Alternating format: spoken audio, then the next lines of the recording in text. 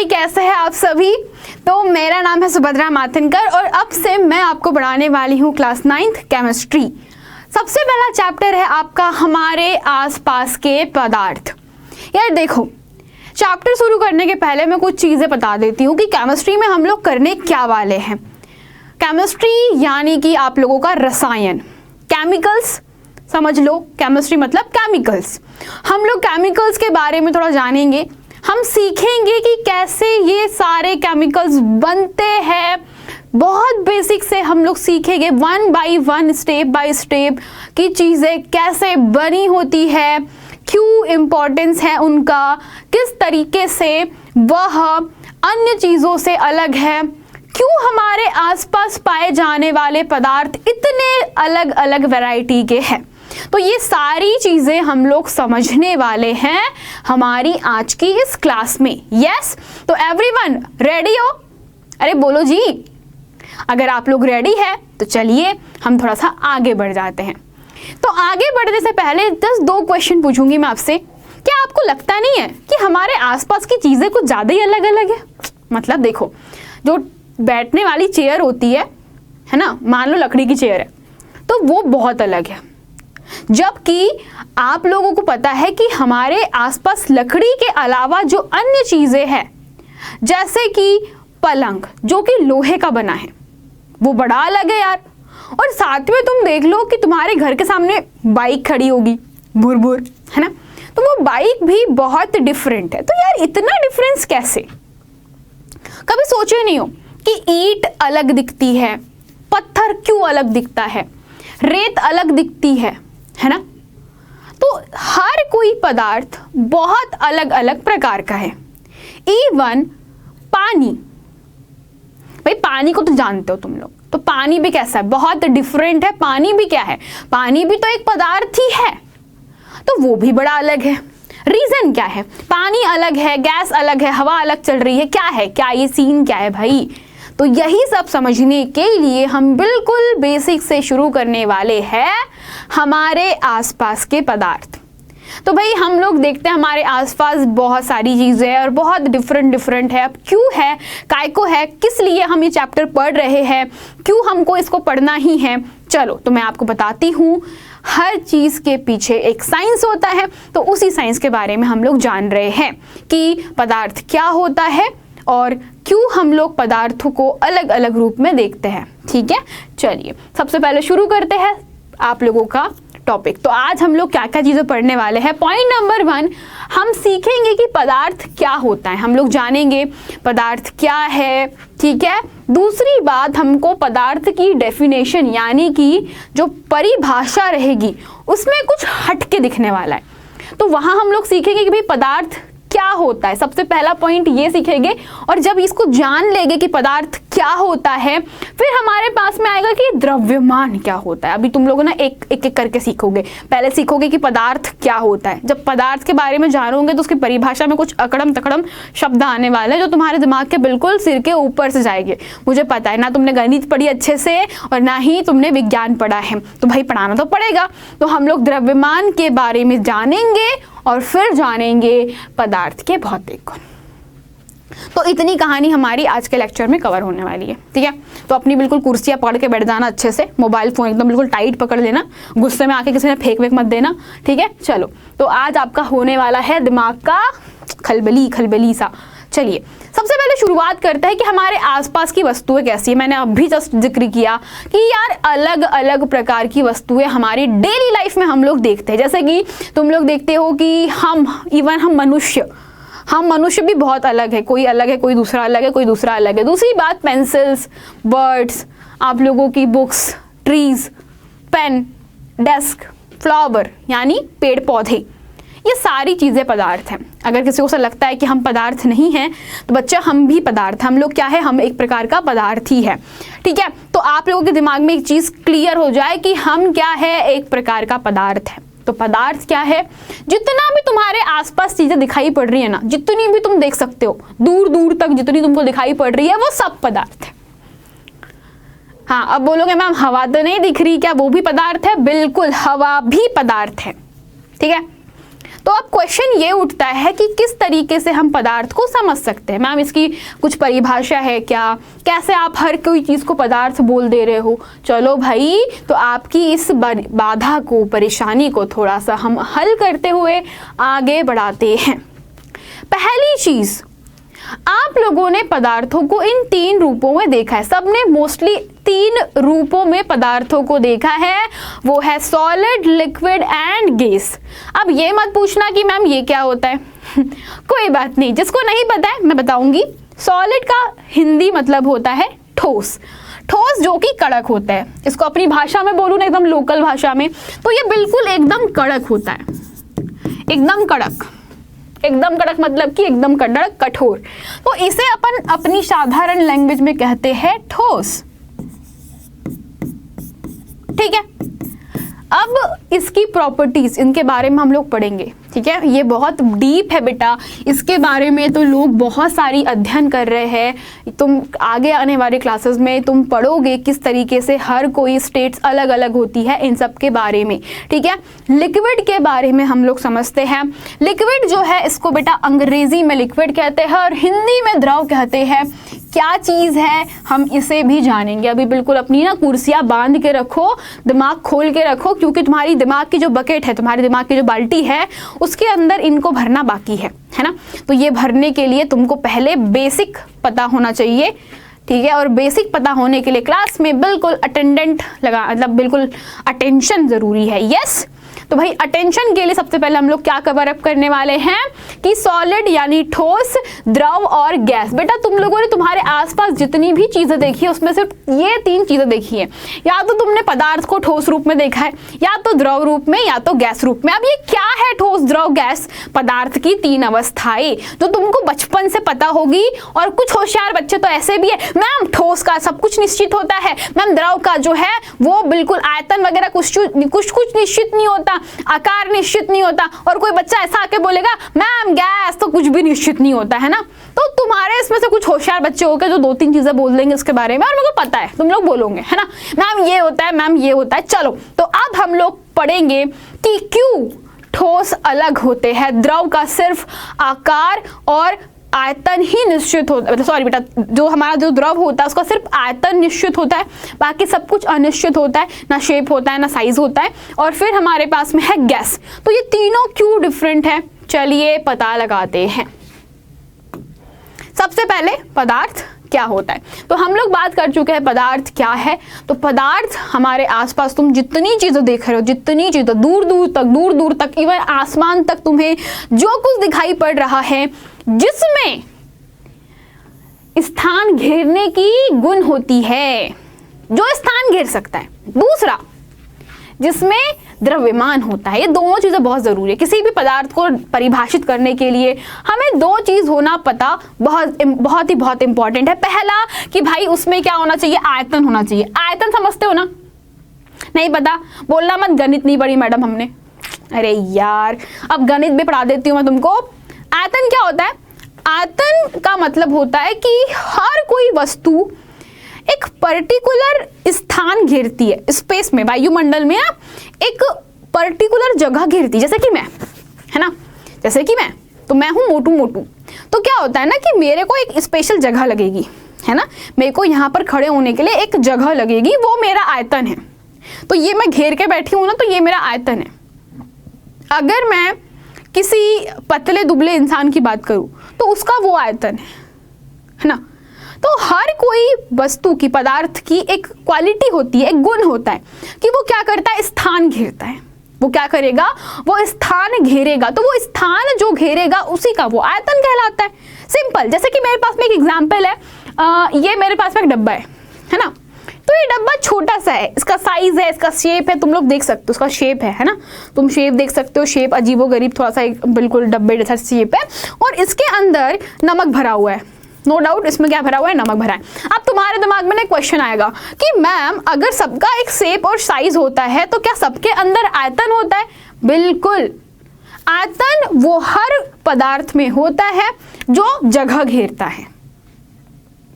जैसे कि हवा भी जगह घेरती है भाई, घेरती है ना हवा, हवा जगह घेर रही है, तुम्हारी जो वस्तुएं है वो जगह घेरती है, पानी भी जगह घेरता है, जहां गिरता है फैल जाता है, होता है ना ऐसा। तो ये क्या कहलाता है बेटा, आयतन। अब आयतन के बाद में तो दूसरी चीज आती है, वो है द्रव्यमान। अब द्रव्यमान किसे कहते हैं, आइए हम लोग जानते हैं, क्योंकि मुझे पता है तुम्हारे दिमाग में द्रव्यमान के बारे में बिल्कुल भी ख्याल नहीं आएगा, इसीलिए तुम्हारे लिए एक छोटा सा हम लोग एग्जाम्पल करने वाले हैं। हम लोग छोटा सा क्या करने वाले हैं, एक्सपेरिमेंट करने वाले। चलो, एक्सपेरिमेंट के नाम पर ये गीला गीला है चलिए, तो भाई हम आपको बताते हैं द्रव्यमान क्या होता है।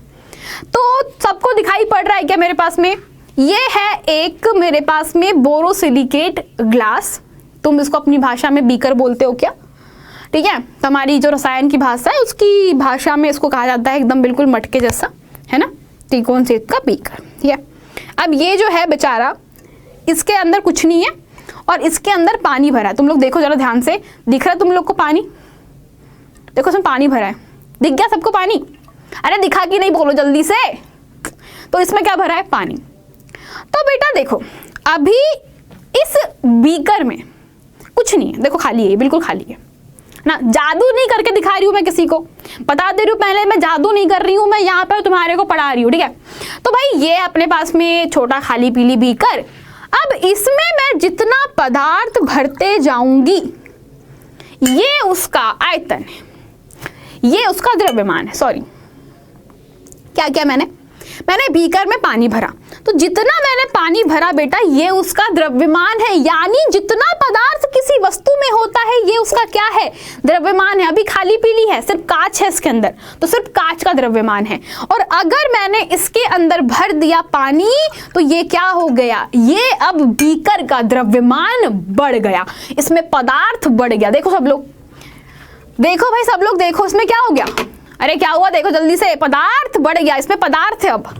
तो ये क्या हो गया बेटा, इसमें ना इसका द्रव्यमान बढ़ चुका है, इसका क्या बढ़ चुका है, द्रव्यमान। तो हमारे पास में जो बीकर है इसमें कौन है, पानी। तो बेटा हमने क्या किया, इसमें पदार्थ डाला, और पानी भी पदार्थ ही है, पानी क्या है, पदार्थ है। तो भाई हमने पानी डाला तो अब इस बीकर का द्रव्यमान बढ़ गया। जैसे कि आपने देखा होगा कि बेटा रेत किसी बर्तन में भरते हैं, तो खाली बर्तन है तो बहुत कम द्रव्यमान, तुमने भर दी भर भर के रेत तो उसका द्रव्यमान बढ़ जाता है। तो द्रव्यमान क्या है, किसी भी वस्तु के अंदर, जरा ध्यान से सब लोग परिभाषा लिख लीजिए, मैं परिभाषा बोल रही हूँ, वीडियो को पॉज करके लिख लो या कैसे भी लिख लो। द्रव्यमान की परिभाषा क्या है भाई, तो द्रव्यमान की परिभाषा है हमारे पास में, भाई कहाँ गया मेरा पेन, वेट, हाँ ये रहा पेन। तो भाई द्रव्यमान की बहुत सरल सी परिभाषा है, किसी भी वस्तु के द्वारा, किसी वस्तु के अंदर उपस्थित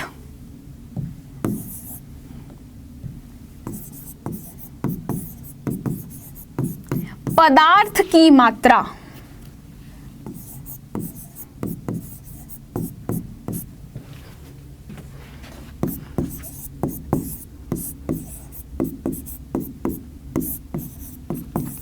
उस वस्तु का द्रव्यमान होती है।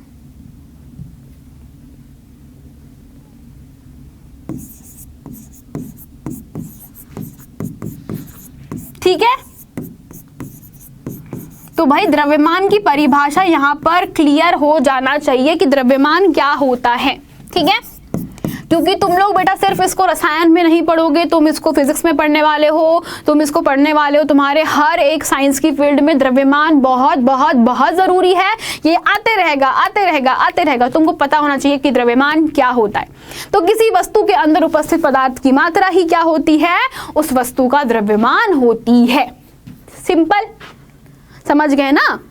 जैसे कि मैं ज्यादा खाना खाती हूँ, है ना, मान लो मैं मोटू हूँ, तो मोटे व्यक्ति का द्रव्यमान ज्यादा होता है। क्यों भाई, क्योंकि वो उतना खाना खाता है और पदार्थ उसके अंदर जमा जमा जमा जमा होते जाता है।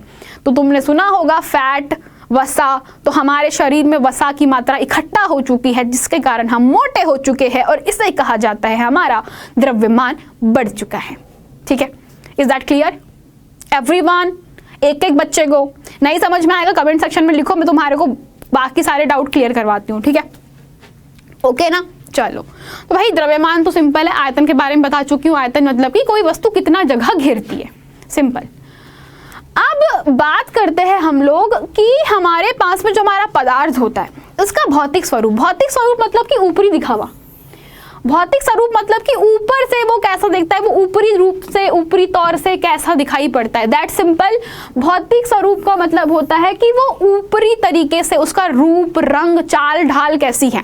देखो यार, बहुत सिंपल एग्जांपल देती हूँ। तुम्हारे घर पे कोई बड़े भैया है, मान लो बड़े भैया है, अरे मान लो, बता दे रही तुमको, माना कि तुम्हारे घर पे तुम्हारे बड़े भैया है, और नहीं है बड़े भैया तो तुम ही होगे, तो अपने आप को बड़ा मान लो कि तुम बड़े हो चुके, तुम्हारी शादी की उम्र हो चुकी है। बस क्या माना कि भाई तुम्हारी शादी की उम्र हो चुकी है। अब शादी करवाने के लिए अपने यहाँ पर एक प्रथा होती है कि लव मैरिज नहीं चलती है। हमारे भारत में लव मैरिज का कोई काम ही धंधा ही नहीं होता है, लव मैरिज नहीं चलती। तो क्या होने वाली है? Arrange marriage. अब लव मैरिज तो नहीं होगी ना, तो क्या होगा? Arrange marriage. तो अरेंज मैरिज होते टाइम तुमने देखा होगा कि लड़के वाले जो होते हैं वो लड़की के घर पे लड़की को देखने जाते हैं। होता है ना ऐसा कि अरेंज मैरिज में लड़की जो होती है उसे देखने के लिए लड़के के घर वाले जाते हैं, मस्त चाय पानी नाश्ता खिलाते हैं। यही होता है क्या? हाँ, होता तो यही है। फिर क्या होता है? फिर वहाँ पे लड़की के रंग, रूप, ऊंचाई, नाक, नक्शा सब देखा जाता है ना। वहाँ पे लड़की कितनी अच्छी है, कितनी बुरी है, कितनी कपटी है, ये नहीं देखते। क्या देखते? सुंदर अच्छी होनी चाहिए, शक्ल ठीक दिखनी चाहिए, है ना, काम धंधा करते आना चाहिए, है ना। इतना ही देखा जाता है हमारे भारतीय परिवार में अरेंज मैरिजेस में। क्यों? क्योंकि बाद में वो लड़की बुरी रहे, कपटी रहे, घर में लड़ाई करवा दे, आग लगा दे, क्या ही फर्क पड़ता है। बस इतना ही देखता है कि वो ऊपर से कैसी दिखाई दे रही है, दैट्स इट। और इसीलिए कई बार आजकल अरेंज मैरिजेस काम नहीं करती। तो भाई सिंपल सा लॉजिक है। तो हमारे यहाँ पे क्या देख रहे हैं? उसका ऊपरी दिखावा देखते हैं ना, कि वो कैसी दिख रही है, शक्ल ठीक ठाक है कि नहीं, काम धंधा करते आता है कि नहीं, बड़ों की इज्जत करनी आती है कि नहीं, दैट्स इट। हम इतना ही देखते हैं और कुछ नहीं देखते। फिर हम लोग ज़्यादा हुआ तो देख लेंगे कि घर परिवार कैसा है, खानदान कैसा है, पापा कुछ कमा रहे हैं कि नहीं, गवर्नमेंट जॉब में है कि नहीं। ये सारी चीज़ें होती है भाई, होती है। ये हमारे भारत की कल्चर की सच्चाई है। तो ये हर जगह होता है अपने भारत में, तो अपन इसके ऊपर कोई दो राय नहीं है। तो क्या होता है ना कि पदार्थ का भौतिक स्वरूप हम कहते हैं कि वो बाहर से उसके गुण कैसे हैं, है ना। बाहर से वो कैसा है, कैसा बना है, कैसा दिखने में कैसा है ना, काम धंधा करते बनता है कि नहीं बनता है, फैलता है कि नहीं, खाने पर कितना लगता है उसको कि नहीं लगता है। तो ये सारी चीज़ें हम पदार्थ के बारे में यहाँ पर सीखेंगे। सबसे पहली चीज़ क्या होने वाली यहाँ पे, पदार्थ के भौतिक स्वरूप में, कि पदार्थ कणों से मिलकर बना हुआ है। अब भाई हम आएंगे लड़की वाली के घर पे, हम लड़के, मान लो मैं लड़का वाला हूँ, है ना, तुम्हारे किसी के घर पे जा रही हूँ लड़की देखने के लिए, ठीक है। तो मैं सबसे पहले देखूंगी कि माँ बाप कौन है ना। अरे हम लोग क्या करते हैं, हम लोग यही देखते हैं माँ बाप कौन है। तो हमको पहले देखना पड़ता है कि वो किस चीज़ से मिलकर बना है। तो वो किससे मिलकर बना हुआ है? पदार्थ के कणों से मिलकर बना। पदार्थ जो होता है वो क्या बनता है बेटा? कणों से मिलकर बना हुआ है। और वो जो कण होता है वो तुमको पता है, इलेक्ट्रॉन, प्रोटॉन, न्यूट्रॉन, वो पढ़ेंगे अपन बाद में, है ना। तो पदार्थ जो होता है वो कणों से मिलकर बना हुआ है। कण मतलब कि जैसे कि रेत, तुम लोग ध्यान से देखो, जो रेत होती है कितने बारीक बारीक महीन कण होते हैं हर रेत में, है ना, बहुत सारे बारीक बारीक कण होते हैं। तो वैसे ही कोई भी पदार्थ, चाहे तुम हो, चाहे मैं हूँ, चाहे कोई भी पदार्थ हो, पानी हो, कोयला हो, कागज हो, लकड़ी हो, पत्थर हो, कुछ भी हो, मिट्टी हो, कुछ भी, इवन हवा, बादल, है ना, हर कोई चीज किसी न किसी प्रकार के कणों से जुड़ करके बनी हुई है। वो कण इतने छोटे होते हैं ना, वो इतने छोटे होते हैं कि हमारी आंखों में दिखाई नहीं पड़ सकते। वो कण बहुत ही ज्यादा छोटे होते हैं, वो हमारी आंखों में दिखाई नहीं पड़ते, हमारी नजर में नहीं आते। और उन कणों को कहा जाता है कि बहुत ही बारीक बारीक कणों से मिलकर के बने हुए होते हैं। जैसे कि तुम नमक, अभी तुम मेरे हाथ में ना एक नमक देखोगे, है ना, मेरे हाथ में देखो, अरे गिर जा रहे भाई, अब गिर नहीं रहा है, रुको, गिराते हैं इसको, है ना। दिख रहा है क्या तुमको नमक? चलो नहीं दिख रहा है क्या, कहीं और से गिराते हैं। हाँ अब दिखेगा तुमको नमक। देखो मेरे हाथ में क्या दिख रहा है तुमको? नमक दिख रहा है गिरते हुए। तो भाई हम, मेरे हाथ में मैंने नमक ले लिया, और नमक देख सकते हो तुम कि बहुत ही छोटे छोटे महीन कणों से मिलकर के बना हुआ है। दिखा तुमको? अब ये मत बोलना मैम नमक मत फेंको, महंगा आता है। लो डब्बा ही टूट गया। चलो भाई, तो हमने क्या देखा? बहुत महीन बारीक कणों से मिलकर के बना होता है और उससे ढेर सारे कण आपस में जुड़ जाते हैं। पॉइंट नंबर दूसरा क्या है भाई? चलो पढ़ो। पॉइंट नंबर 2 क्या है? कौन पढ़ेगा इसको? क्या लिखा है यहाँ पर हमारे पास में? पदार्थ के कणों में फिल इन द ब्लैंक्स होता है। क्या होता है? फिल इन द ब्लैंक्स, यानी कि स्पेस होता है, रिक्त स्थान होता है। अब तुम बोलोगे कैसे? चलो भाई, तो मैं एक काम करती हूँ, तुमको बता देती हूँ कि बेटा हर कोई पदार्थ कणों से मिलकर बना है, चाहे तुम कोई ठोस कण पदार्थ ही क्यों ना बोल दो। जैसा कि मेरे पास में यहाँ पर एक कागज है, दिस इज कागज, है ना, इसको अपने अंग्रेजी में बोलते हैं कागज अपने पास में। तो बेटा तुम्हें क्या लग रहा है? कागज तुम्हें ऐसा लग रहा है कि ये तो बस मैम पूरा जुड़ा हुआ है और कुछ भी नहीं दिख रहा। तुमको इसमें कुछ जगह दिख रही है क्या? देखो तुमको इसमें बिल्कुल जगह नहीं दिख रही होगी, मैं तुम्हें उस पार नहीं दिख सकती। तो तुम लोग बोलोगे मैम आप झूठ बोल रहे हो, हमको तो कोई स्पेस ही नहीं दिख रहा, हमको तो कोई जगह खाली नहीं दिख रही।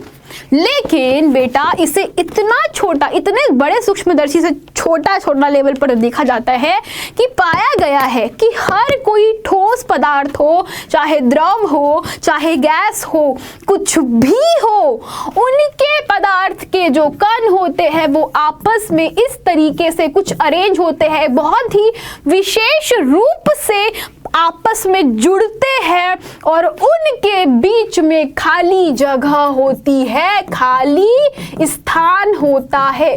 कोई भी कण बच्चा बिल्कुल ऐसे नहीं जुड़ा होता। हर कण के बीच में स्पेस होता है जब उसे बहुत ही पास से देखा जाता है तो, और वो इतना पास होता है कि तुम्हारी छोटी छोटी आंखों से दिखाई नहीं पड़ेगा। और हर किसी कण के बीच में ना स्पेस होता है। Remember this one thing. अब वो कैसे प्रूफ करेंगे अपन?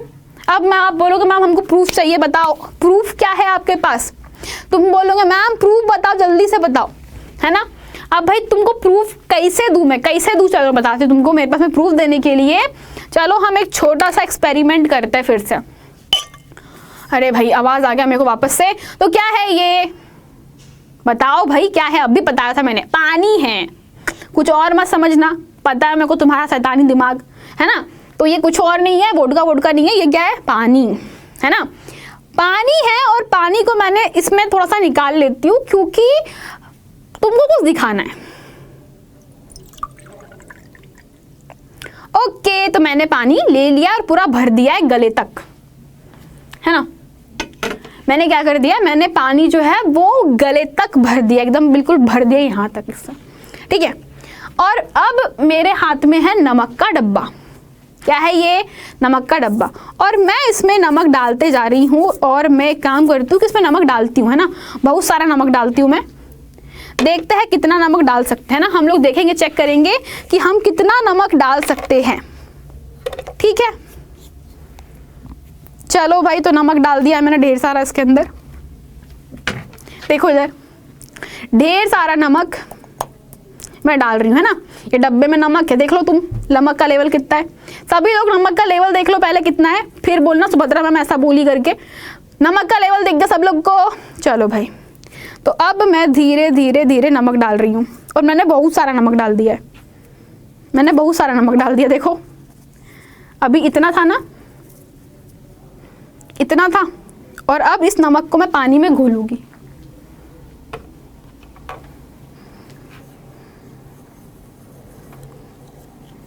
इसको तुम स्पीड में बढ़ा के देख सकते हो बेटा, तो तुम पाओगे कि नमक को तुम घोल सकते हो। तुम ना इस पानी के अंदर जितना चाहे, जितना मर्जी चाहे उतना नमक घोल सकते हो। और तुम घोलोगे तो एक चीज पाओगे कि तुम कितना भी नमक डाल दो पानी नीचे नहीं गिरेगा। देख लेना तुम लोग, तुमको मेरे पे भरोसा नहीं हो रहा ना, तुम एक काम करना, गिलास भर पानी लेना और उसमें इतनी जगह छोड़ना कि जितने से उसमें पानी ना डूले बाहर, और क्या करना, उसमें तुमको नमक डालना है और नमक को घोल लेना है। नमक को तुम घोल लेना और पाओगे कि नमक जो है वो घुलते जा रहा है, घुलते जा रहा है, लेकिन पानी का जो लेवल है वो उसमें कुछ ज़्यादा डिफरेंस नहीं आ रहा। तो ऐसा क्यों हो रहा है कि नमक पानी में घुल जाता है? ये रीज़न क्या है कि नमक पानी में घुल जाता है, लेकिन अगर मैं इस पानी के अंदर कुछ और डाल दूँ, जैसे कि मेरे पास में यहाँ पर कुछ मटेरियल है ना, ये कुछ क्या है मैं बताऊंगी नहीं। तो अगर मैंने इनको डाल दिया पानी में तो देखो पानी गिर गया, देखो जैसे ही मैंने इसको डाला पानी नीचे गिर गया। क्यों भाई, रीजन क्या है? जैसे ही मैं इसको अंदर डाल रही हूँ पानी नीचे गिरता चला जा रहा है। क्यों क्यों क्यों क्यों बताती हूँ मैं बेटा, यही तो बात है पदार्थों की। इतना विचित्र क्यों है हमारा पदार्थ, क्यों हमारे पदार्थों के भौतिक गुण हम लोग पढ़ रहे हैं? क्योंकि यही तो सब चीजें हमको समझनी है कि पदार्थ ऐसा क्यों करता है। चलो, हमने पहले क्या जाना कि पदार्थ के बीच में क्या होता है बेटा, हर पदार्थ के कणों के बीच में कुछ स्पेस होता है, जगह होती है। और जब तुम लोग नमक मिलाते हो तो वो नमक जो है वो पानी के बीच में जो रिक्त स्थान होता है, जैसे कि मान लो यहाँ पर पानी के कण उपस्थित है, पानी के कण प्रेजेंट। सभी लोग जरा ध्यान से देखो, सभी लोग बिल्कुल एकदम फोकस होकर देखना क्या दिखा रही हूं मैं। मान लो ये तुम्हारे पास में जल है, ये क्या है तुम्हारे पास में? जल है ना, जल ही जीवन है। तो चलो भाई, तो बेटा जल के अंदर क्या होता है, जो कण होते हैं, जब तुम उसको बहुत सूक्ष्मदर्शी से एकदम बिल्कुल आवर्धित करके देखते हो, मतलब कि बड़ा करके देखते हो ना जल के जब कणों को, तो बेटा वो ऐसे तुमको ऐसे कणों के रूप में दिखाई पड़ेंगे, है ना। और तुम क्लास 11th में पढ़ोगे कि ये कण कैसे अरेंज होते हैं, तुमको मैं अभी नहीं बता सकती। ये कण के अरेंजमेंट बहुत बहुत जरूरी है, ठीक है। अब मैंने क्या किया, जल के अंदर नमक मिला दिया। तो भाई जब हमने जल में नमक मिलाया तो नमक जो है वो इनके बीच में उपस्थित जो रिक्त स्थान होते हैं उनके बीच में आ गया। देखो सब लोग, दिख रहा सबको? इस तरीके से नमक जो होता है बेटा वो पानी के साथ में घुल मिल जाता है। इसीलिए तुमने देखा होगा कि कोई भी ठोस पदार्थ, जैसे तुम अगर पानी में पत्थर डालोगे तो वो नहीं घुलता है, लेकिन नमक जो होता है वो क्या करता है, पानी के बीच में जो जगह होती है उसमें फिट बैठ जाता है और इसीलिए नमक घुल जाता है। लेकिन कोई भी ठोस पदार्थ नहीं घुलता। क्यों? क्योंकि जल के बीच में क्या है, जल के कणों में कौन है, रिक्त स्थान है। Okay, is that clear to everyone? अब बोलो हाँ, यहां तक क्लियर सबको? पक्का? बढ़ते आगे। नंबर तीसरा, पदार्थ के जो कण होते हैं उनका आकार बहुत छोटा। इसमें कोई दो राय नहीं है बेटा कि वो कण इतने छोटे होते हैं कि वो हमें हमारी आंखों से दिखाई नहीं पड़ते। आप इनको अपनी नग्न मतलब कि खुली आंखों से, है ना, आप अपनी नग्न आंखों से नहीं देख सकते, ठीक है। इसमें कोई भी दो राय नहीं है कि तुम इसे अपनी खुली आंखों से नहीं देख सकता। अच्छा मुझे एक बात बताओ, क्या तुमने कभी देखा है कि पानी के कण जो है वो आपस में जुड़े हुए होते हैं? नहीं, बस तुम एक्सपेरिमेंट कर सकते हो। मैंने इतने एक्सपेरिमेंट करवा चुकी हूँ ना, बट यस मैं एक बारी और तुमको एक्सपेरिमेंट करके दिखाऊंगी कि पानी के जो अणु होते हैं वो एक दूसरे को किस तरीके से बांध कर रखते हैं और उनके बीच में ढेर सारा स्पेस है। कौन है? जगह है, जगह, खाली जगह है ढेर सारी, तभी तो वो द्रव होते हैं। ठोस आप लोगों के एकदम फिक्स होते हैं और जो गैस होती है वो फैली हुई होती है पूरे के पूरे वातावरण में। यस, चलिए अब बढ़ते हैं आगे। हमको पढ़ना है पॉइंट नंबर 4। उसका जो भौतिक गुण है वो क्या है? गुण उसका कि ये निरंतर गतिशील होते हैं। अब गतिशील का मतलब क्या होता है बेटा? तुमको लगता होगा ना कि ये कण बिल्कुल एक जगह पर स्थिर है। नहीं, ऐसा नहीं होता। जो भी कण होते हैं वो एक दूसरे को टक्कर मारते रहते हैं। जैसे कि मान लो एक कण यहाँ पर है, दूसरा कण यहाँ पर है, तो ये कण हमेशा क्या करते हैं, एक दूसरे को टक्कर मारते रहते हैं, टकराते रहते हैं, ऐसे ऐसे टकराते रहते हैं और फैलते जाते हैं। और ये होता है, ये पदार्थों में होता है। वो कैसे होता है मैं बताऊंगी बाद में तुमको। और ये तुम आसानी से देख सकते हो गैस में। तो गैसों में तुमने देखा होगा, जैसे तुम अगरबत्ती जलाते हो और गुलाब के फूल कहीं पर लगे हुए हो तो दूर से तुमको सुगंध आने लगती है। क्यों? क्योंकि वो फैलते चले जाते हैं। बहुत ही सिंपल सा रीजन है। जो भी पदार्थ के कण होते हैं वो फैलते चले जाते हैं, वो गतिशील होते हैं, वो स्थिर नहीं होते। वो कैसे होते हैं? गतिशील होते हैं। जब तुम लोग आगे आने वाली क्लासेस को पढ़ोगे थोड़ा सा डीप में, तुम्हें वहां पर पता चलेगा कि कैसे फैलते हैं। जैसे कि अगर तुम पानी के अंदर शाही की बूंद गिराओ तो तुम देखना शाही जो है वो धीरे धीरे धीरे धीरे पूरे कांच के ग्लास में जो पानी है उसमें मिक्स हो जाएंगी। वैसे ही अगर तुम शहद डालोगे तो शहद नहीं होता, असली शहद जो है वो पानी में नीचे बैठ जाता है। तो तुमने क्या देखा, अगर पदार्थ गतिशील नहीं होता तो शाही यहीं पर रुक जाती। मानो मेरी बात, सुनो मेरी बात, क्या बोला मैंने, अगर पदार्थ के कण गतिशील नहीं होते, इसका मतलब यह है बेटा कि अगर यह कण गतिशील नहीं रहते तो क्या होता, अगर ये गतिशील नहीं रहते बच्चा तो पूरी शाही ऊपर की ऊपर जमी रहती, वो नीचे मिक्स नहीं होती। लेकिन शाही जो है वो ऊपर से नीचे आती है और फिर धीरे धीरे पूरे पानी में वो मिक्स होते चले जाती है। शाही पूरे पानी में मिक्स हो जाती है, कोई कलर डालो पूरे पानी में मिक्स हो जाता है। लेकिन ये बात सिर्फ कब हम लोगों ने देखी है कि कोई भी द्रव और कोई भी जो हमारा गैस होती है उनके अंदर चीजें आसानी से मिक्स हो जाती है। पर मिक्स क्यों होती है, क्योंकि ऑफ कोर्स कण गतिशील हो गए। अगर गतिशील नहीं होते तो मिक्स नहीं होती, पर कण गतिशील है तभी तो धुआं फैलता चला जाता है। क्यों, क्योंकि वो गति कर रहा है। सेम टू सेम कोई भी तुमने कलर मिलाया पानी में, इंक डाली, वो क्यों मिक्स हो जा रही है, क्योंकि ऑफ कोर्स तुम्हारे कणों में डिशुम डिशुम गतिमान हो रही होगी। एक इधर जा रहा है, एक उधर जा रहा है, एक उधर जा रहा है, सब अपनी अपनी दिशा में भग रहे होंगे, है ना। तो इसीलिए बेटा क्या होता है, पदार्थों का एक और गुण हम लोगों ने देखा कि उनमें गति होती है।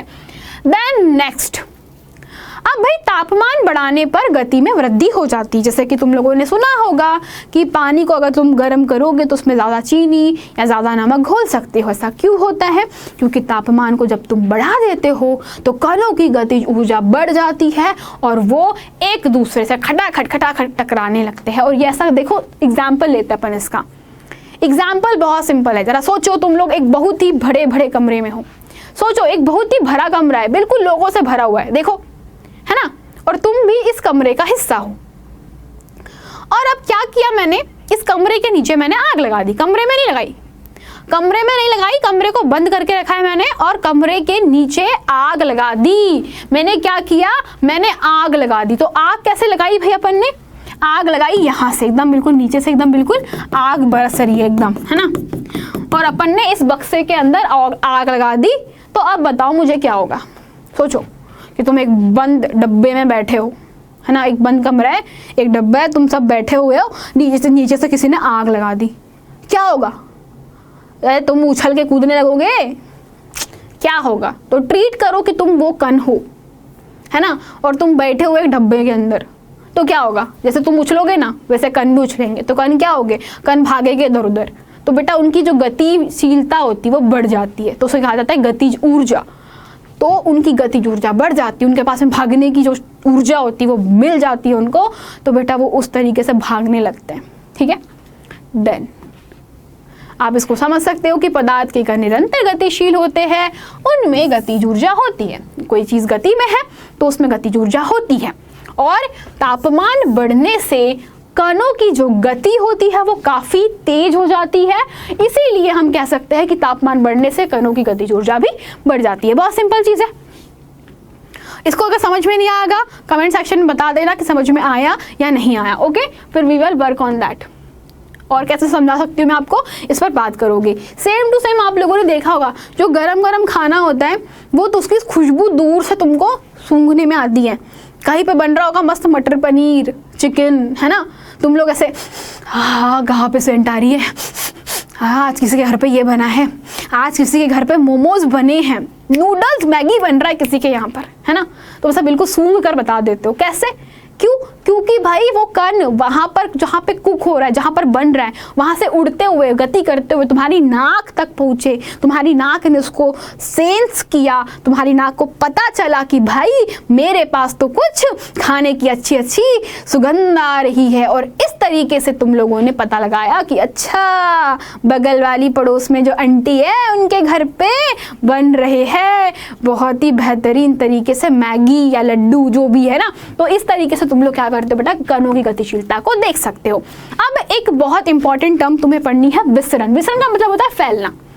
ये तुमको कुछ ज़्यादा डीप में नहीं पढ़ना, तुमको बस बताना है कि विसरण क्या होता है। तो विसरण बेटा एक ऐसी टर्म होती है जिसमें क्या होता है, दो पदार्थ आपस में खुद मिलने लगते हैं। जैसे कि पानी के अंदर हम लोगों ने देखा, पानी के अंदर जब मैं कुछ रंग मिलाती हूँ या कोई मैंने इंक डाला, तो पानी के अंदर वो जो इंक है वो ऑटोमेटिकली घुलने लगी। क्या हुआ कि मैंने अगर कोई इंक ली, कोई पानी में कोई चीज मिलाई, जैसे तुम लोग देखना, तुमने पानी में शक्कर डाल दी, तुमने मिलाया नहीं, तुमने क्या किया, तुमने पानी में लिया और पानी में तुमने नीचे शुगर डाल दी, शुगर बोले तो शक्कर डाल दी, चीनी डाल दी, शुगर शक्कर चीनी एक ही चीज है ना, अपनी भाषा में अलग अलग जो भी बोलता है जिसको, ठीक है। तो भाई अगर तुम ग्लास में सिर्फ चम्मच भर चीनी डालो, और मैं नहीं बोल रही हिलाओ डुलाओ, छोड़ दो उसको, तुम देखना खुद ब खुद शक्कर जो है वो घुलने लगती है। तुम कुछ मत करना, तुम पाओगे ऑटोमेटिकली जो चीनी है ना वो घुलने लगती है और पूरा जो पानी है थोड़ी देर में मीठा हो जाता है। क्यों होता है ऐसा? क्योंकि वो खुद ब खुद मिल जाता है। क्यों? क्योंकि उसके कणों में गति है, और गति है इसीलिए वो मिक्स हो जाता है। और इस तरीके से खुद ब खुद दो पदार्थों का आपस में मिलना घुलना क्या कहलाता है? विसरण कहलाता है। जैसे कि खाने की जो खुशबू है वो तुम्हारे नाक तक कैसे पहुंची? क्योंकि वायु में वो खुशबू मिल गई। अगरबत्ती जलाते हो तो अगरबत्ती की सेंट दूर दूर तक जाती है, कैसे? क्योंकि वायु में जो अगरबत्ती होती है वो मिक्स हो जाती है। चलो, तो अब भाई एक क्वेश्चन पूछते हैं। तुम लोगों ने देखा होगा तुम्हारे पास में तुम्हारे दोस्त लोग जो है जो बहुत एकदम जिगरी होते हैं, बिल्कुल गले वाले मिलके एकदम बिल्कुल चिपक चिपक के खड़े रहते हैं ना, एकदम बिल्कुल अच्छा मेरा तो यार है मेरा, तो आजा, एकदम बिल्कुल एकदम गले मिलके चिपक चिपक के रहते हो। एक दूसरे टाइप का दोस्त होता है जो बस हाथ पकड़ के खड़े होते हैं, और एक तीसरे टाइप के जो दोस्त होते हैं वो भाई तू दूर रहे मेरे से, तू दूर ही रहे, तू मेरे से जमती नहीं तेरी, तू दूर दूर रहे। तो हमने यहाँ पे तीन तरीके के बॉन्ड देखे, तीन तरीके की यहाँ पे रिश्तेदारी देखी हम लोगों ने दोस्तों में। तो तीन तरीके के रिश्तेदार तुमको तुम्हारे दोस्तों में दिख जाएंगे। तो भाई ये जो तुम रिश्तेदार देख रहे हो ये बेसिकली कुछ और नहीं है, ठोस द्रव गैस का निरूपण है। अब इसको हम लोग नेक्स्ट क्लास में कंटिन्यू करेंगे कि किस तरीके से ठोस द्रव और जो गैस है वो आपस में क्या करते हैं, दो एक दूसरे से अलग होते हैं, किस तरीके से ये पदार्थ आपस में डिफरेंट है, इनके बारे में हम जानेंगे हमारी नेक्स्ट क्लास में। तब तक के लिए चलते हैं, टाटा बाय बाय, सी या इन नेक्स्ट क्लास।